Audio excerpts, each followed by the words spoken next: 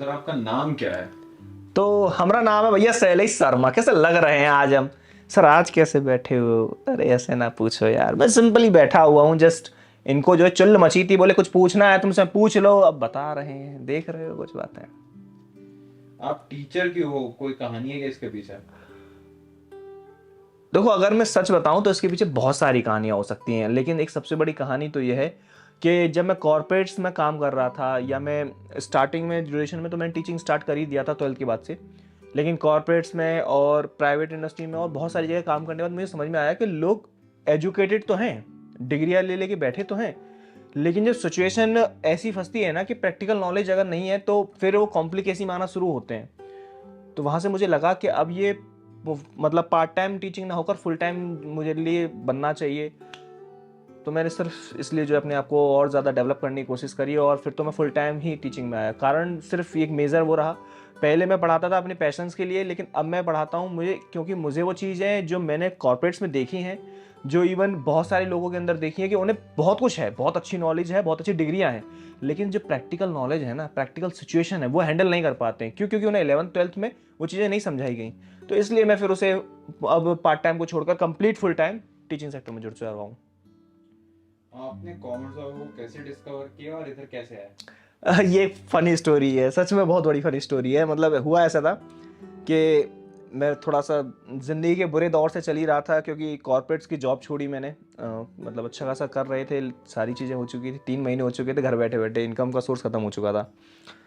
तो वैसे ही सब परेशानी चल रही थी दिमाग में, क्या करूं क्या ना करूं। तो मैं सोच रहा था कि टीचिंग तो अपन कर ही रहे हैं, तो काफ़ी समय से जब मैं ऑफलाइन अपने यहाँ कोचिंग कर रहा था तो मैंने सोचा कि कुछ ऑनलाइन में जाते हैं। तो मैं ऐसे स्क्रॉल करते करते मैंने सोचा कि कुछ ऐसा यूट्यूब चैनल निकाले जाएँ जहाँ पर वैकेंसी हो। इंस्टाग्राम पर सडन मैं सर्च कर रहा था कॉमर्स इंस्टीट्यूट। तो कॉमर्स इंस्टीट्यूट में सबसे पहले वही कॉमर्स क्लासेस के नाम से बहुत सारे क्लासेस खुले। तो देन कॉमर्स बाबा करके एक लोगो, मतलब एक बियर्डो लोगो खुलता है जो मुझे बहुत ज़्यादा पसंद है। तो मैंने वो नंबर से कॉल किया, और कॉल करते ही मैं बोला, मैं हेलो, मैं शैलेश बोल रहा हूँ और एक्चुअली मैं टीचिंग करता हूँ और मुझे कोई वैकेंसी है क्या? फ़ोन उठाते हैं शेखावत जी। हाँ सर मैं आपकी बात करवाता हूँ। तो शेखावत जी ने फिर प्रकाश भैया को दिया, एंड देन आई थिंक वो टाइम था करीब 4:30 बजे का। देन उसके बाद वो चीज़ें बहुत रात को 10:30 बजे फिर हमारा कम्युनिकेशन अगेन हुआ, आशु भैया के साथ कम्युनिकेशन हुआ, फिर फाइनलाइज हुआ, और फिर मैं सीधा यहाँ। मगर बहुत फनी, मतलब बहुत इंप्रेसिव स्टोरी था वो। रोंगटे खड़े कर देने वाला मोमेंट जब भैया से मेरी रात को बात हुई 10:30 11 बजे करीब, वो भी मेरे लिए एक अच्छा मोमेंट था। और सबसे बड़ा अच्छा मोमेंट ये रहा कि मतलब विद इन अ सेकेंड हमारे बीच में सब कुछ कम्युनिकेशन फाइनल हो गया कि हम कब आ रहे हैं कैसे। तो 2 दिन बाद ही आई थिंक मैं शिफ्ट हो गया था यहाँ। बहुत मज़ेदार रहा मेरी ज़िंदगी का वो। अपनी लाइफ का कोई अच्छा किस्सा सुनो। सबसे बड़े अच्छे किस्सों में बहुत सारे अच्छे किस्से हैं, लेकिन ये जो उस दिन का जो मोमेंट था मेरे लिए, मुश्किल से 15 सेकंड के अंदर ये फाइनलाइज होना कि मैं यहाँ आ रहा हूँ, ये मेरी ज़िंदगी का सबसे बड़ा हिस्सा था। मतलब जिसमें मैंने इतने क्विक डिसीजन लिया कि मैं कोई कल्पना नहीं कर पा रहा था। और भी बहुत सारी चीज़ें थी, जैसे लाइफ में जब मैंने साइंस, मतलब मैं 10th में जो है सोच रहा था कि मैं आईआईटी की तैयारी करूँगा। बहुत सारी तैयारी के लिए मैं बहुत सारी बुक्स भी लेकर आया, बहुत मेहनत कर रहा था मैं। और सडन कुछ रीजंस थे, कुछ मेरे पर्सनल थे, कुछ उस एज में सबके होते हैं, मतलब ऐसा कोई मैं नहीं बता सकता, क्योंकि वो चीज़ें कुछ ऐसी घटी मेरी ज़िंदगी में। तो होता क्या है कि मैंने साइंस की जगह कॉमर्स ले ली, और फिर वो शायद मोमेंट अच्छा नहीं था, लेकिन जब वो आज के समय पे देखा जाए तो वो मेरे लिए बहुत अच्छा मोमेंट है। यूट्यूब पे लॉन्च होने का एक्सपीरियंस कैसा था पहले? बहुत अमेजिंग, बहुत अमेजिंग। जो बच्चों से प्यार मिलता है और बच्चों का जो मतलब सबसे बड़ी बात जो इंटरेक्शन हमारे साथ होता है ना, बहुत अमेजिंग। एक ऑफलाइन कोचिंग से ऑनलाइन कोचिंग की तरफ शिफ्ट होना बहुत मुश्किल होता है, बहुत ज़्यादा मुश्किल होता है, लेकिन एट द एंड में जब रिवर्ट मिलता है, जब बच्चों का जब प्रतिक्रिया आपकी तरफ आती है ना, बहुत अच्छे अच्छे रिस्पॉन्स मिलते हैं। हाँ ऐसी बात नहीं है कि कुछ अच्छी चीज़ें ही मिलें, कभी कभी कुछ ऐसे लोग भी मिलते हैं अपने को जो जिन्हें मतलब जो ना स्ट्रीम के होते हैं, ना 11th के होते हैं, ना 12th के होते हैं, मतलब वो एजुकेशन सेक्टर से नहीं होते हैं, लेकिन फिर भी अपने आप को रिप्रेजेंट करने के लिए कुछ ऐसे वर्ड्स बोलते हैं ताकि वो उनका जो रिप्रेजेंटेशन है, जो उनके कमेंट्स हैं, वो हाईलाइटेड होकर दिखें। तो वो भी चीज़ें अपने को, लेकिन अब उन चीज़ों से मैं ज़्यादा गौर नहीं देखता हूँ, लेकिन मज़ेदार रहते हैं उनके कमेंट्स भी, क्योंकि उनसे कुछ सीखने को मिलता है कि लोग किस प्रकार की सोच आपके बारे में रखना शुरू कर रहे हैं। अमेजिंग है, बहुत खुशी है अंदर से कि मैं इतने बड़े प्लेटफॉर्म पे हूँ और मज़ा आता है इस चीज़ के लेकर। आपको को इस सीरीज जो गोट सीरीज है इसके थ्रू अपने स्टूडेंट्स को कुछ बताना चाहते हो? हाँ, गोट के थ्रू मैं बताना चाहूँगा, ये सबसे पहली बात तो ये कम्युनिटी जो बिल्ड करने की हम कोशिश कर रहे हैं, ये अपने आप में एक बहुत बड़ी चीज़ है। क्योंकि आज से पहले सिर्फ यही देखा गया है कि कॉमर्स के बच्चे बहुत अकेला अकेलापन फील करते थे। कारण मतलब देखो, सबसे बड़ी बात, जब मैं अपनी बात करूं, मैं किसी और की बात नहीं करूंगा, समझ में आ जाएगा कि क्या कहना चाहता हूं। एक तो जब हम कॉमर्स लेते हैं ना, तो सबसे पहले जो लोगों की निगाह हमारे ऊपर होती है ना, वो ये होती है कि अरे तुमने कॉमर्स ले ली यार, तुम कुछ कर नहीं पाओगे यार, अब तुम्हारे साथ बड़ी दिक्कत रहेगी। लेकिन हम तो पता है यूपी से रहने वाले पर्सन हैं, और आप जानते हो कि हमें खासियत बड़ी अजीब रहती है, हम जवाब भी बड़े तरीके से देते हैं और बहुत सलीके से देते हैं। तो होता क्या है कि जब मैंने कॉमर्स ली तो मेरे एक श्रीमान जी ने मुझसे कहा कि ये कम परसेंट आई होंगी इसलिए ले ली है। मैंने हाँ। बोले कुछ कर नहीं पाएगा? मैंने हाँ। बोले हमारे लड़के को देखो, आईआईटी की तैयारी कर रहा है, ये करेगा वो करेगा, बहुत मतलब एक किस्सा रहा। तो मैंने उनको बड़े प्यार से तरीके से बैठाया, मैंने इधर आओ। बोले हाँ। मैंने देखो ठेला लगाऊंगा, 2,000 रुपये पर डे की सेल, 4 ठेले लगा लिए, 8,000 रुपये पर डे की सेल, महीने में लगा लो 2,40,000। आपका लड़का कितना कमाएगा, मैं कितना कमाऊंगा। अब देख लो क्या स्थिति होने वाली है। मुंह तो रह गया उनका इतना सा, लेकिन उस फनी वे के आंसर को देते देते शायद चीज़ें और ज़्यादा कॉम्प्लिकेट होती चली जाती हैं लाइफ में। लोग रिस्पॉन्स नहीं करना चाहते।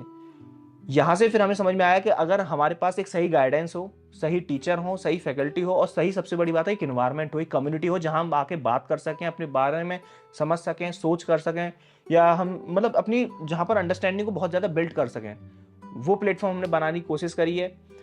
अब बात करते हैं गोट की। गोट क्या है? अल्टीमेटली एक ऐसी सीरीज है जिसमें ये जो हम जो पूरी कम्युनिटी के जो लोग हैं ना, ये हम 4 या 5 या 10 लोगों की बात नहीं है। अब ये बात है हमारी पूरी फैमिली की जो 6 लाख से प्लस हो चुकी है। मैं सबसे बड़ा थैंक यू करना चाहता हूँ कि हमारी फैमिली दिन पर दिन बढ़ती जा रही है, और ये अच्छी बात है कि आप भी उस फैमिली का हिस्सा होते जा रहे हो और आप उसे शेयर कर रहे हो उस फैमिली को बड़ा करने के लिए। ये भी बहुत अच्छी बात है। यहाँ आपको सीखने के लिए सारे सब्जेक्ट इंडिविजुअल टीचर से मिलेंगे। एंड दूसरी सबसे बड़ी बात जो आपको मिलेगी, आपको एजुकेशन तो मिलेगी ही मिलेगी। यहाँ आपको जो क्लासेस एजुकेशन है, आपकी जो बुकिश नॉलेज है, वो सब वो मिलेगी, लेकिन जो प्रैक्टिकल नॉलेज भी साथ में साथ मिलेगी ना, ये गोट सीरीज का सबसे मेन मोटिव है, और इसी का सबसे ज्यादा मजा आपको आने वाला है। आगे और क्या क्या आने वाला है, थोड़ी हिंट दे दो। थोड़ी सी हिंट दूं तो कुछ कुछ ऐसा प्लान कर रहे हैं कि जिसमें आपको मजा तो आएगा। मुझे उम्मीद है कि अब तक जो हम कोशिश कर चुके हैं उसमें आपको मजा तो आया ही है, लेकिन अब जो हम प्लान कर रहे हैं उसमें आप सोच नहीं सकते हैं। कुछ ऐसी इमेजिनेशन आप जो अगर सोचें कि हम क्या कर सकते हैं, तो वहाँ के करीब हम कुछ ऐसा सोच रहे हैं कि मज़ा तो आएगा ही, लेकिन जो नॉलेज और जो एनवायरनमेंट, इवन जो आप प्रैक्टिकल नॉलेज गेन करोगे ना, और प्रैक्टिकल नॉलेज से भी अलग हटकर जो आप बॉन्ड क्रिएट करोगे हमारे साथ, वो कुछ अलग होने वाला है, कुछ मज़ा आने वाला है। क्योंकि अब तक ना किसी ने किया है ना कोई करेगा। क्योंकि आप जानते हो हम हमेशा कहाँ रहते हैं, रिस्क की पोजीशन पे। बोले आगे जब भी बढ़ेंगे तो कुछ नया रिस्क होगा, तभी ना पीछे खड़े होकर मजे लेते रहेंगे। तो अब ये रिस्क की पोजीशन है, और रिस्क की पोजीशन क्या है कि आपके लिए कुछ बेहतर बनाना है, कुछ नया बनाना है। क्या नया बनाना है, सस्पेंस आपके लिए भी रहना चाहिए ना, तो थोड़ा सा इंतजार करो, सब कुछ आने वाला है। एक बार इंट्रो हो जाए आपका। तो भैया आ गए हम, देखो पहचान रहे हो कैसे लग रहे हैं आज हम। आज सबसे बड़ी बात है, आज हम कुछ पढ़ने पढ़ाने नहीं आए, आज कुछ बातें करने आए, कुछ अपने बारे में सुनाने आए, कुछ तुम्हारे बारे में सुनने आए। अगर तुम्हारा कोई किस्सा कहानी हो ना, तो कमेंट बॉक्स खोल के देखिएगा, मतलब भर दो भैया। कुछ पूछना है तो पूछ लेना, और तुमको अगर कुछ पूछना है ना, किसी को बताना हो तो कमेंट बॉक्स में लिख देना, हम चुपचाप जवाब दे देंगे। मजा आ जाएगा, माहौल बन जाएगा, उससे एकदम अंदाज याद बयां कर देंगे, मजा आ जाएगा एकदम। अच्छा, जाते जाते मैं एक बात कहना चाहूंगा, जो मैंने आपको स्टार्टिंग में फेस में बताया कि मैंने आखिरकार जर्नी क्यों स्टार्ट करी।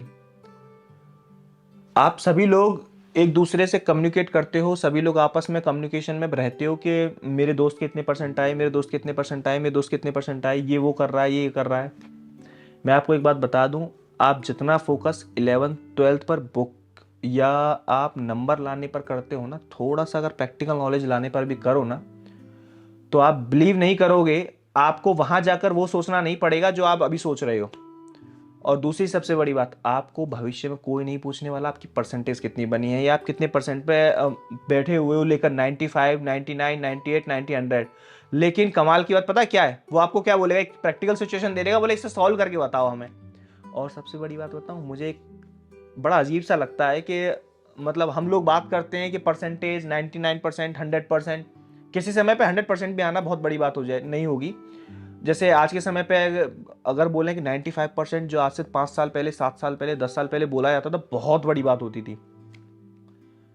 लेकिन हर साल जाने कितने ही हज़ारों बच्चे, लाखों बच्चे 95%, 100% की रेस में रहते हैं।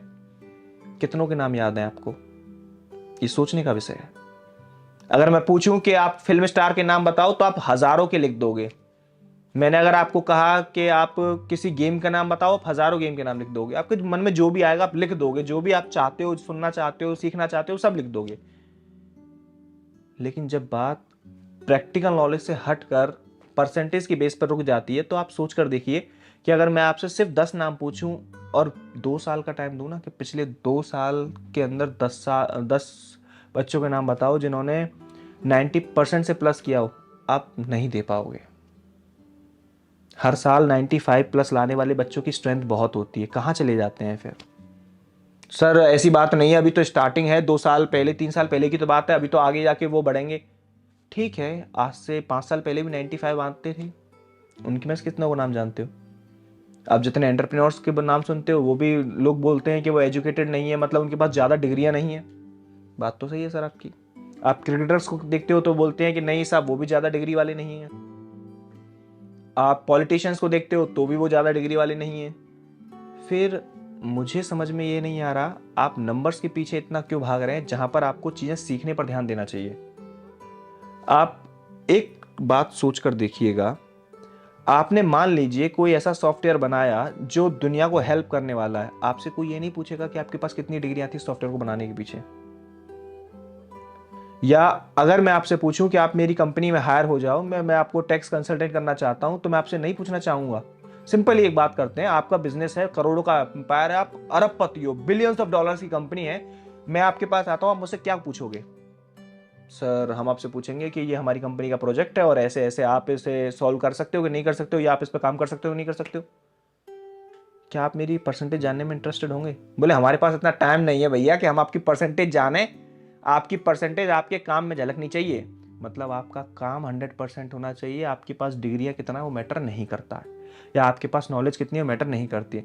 तो अपनी भैया 2 ही चीज़ों पे ध्यान दें, अपने जीवन को बेहतर बनाएं, आत्मचिंतन करें कि क्या चीज़ आप बेहतर सीख सकते हैं, और दूसरी सबसे बड़ी बात, सीखते रहें, सिखाते रहें, सीखते रहें, सिखाते रहें। और सबसे मज़ेदार वाली चीज़ जो बताने की कोशिश करूँ, परसेंटेज लाने के लिए तो मेहनत करेंगे ही करेंगे, लेकिन नॉलेज कैसी सीखेंगे? प्रैक्टिकल। तो मिलते हैं भैया फिर अगले ही किसी इंटरव्यू वाले पार्ट में।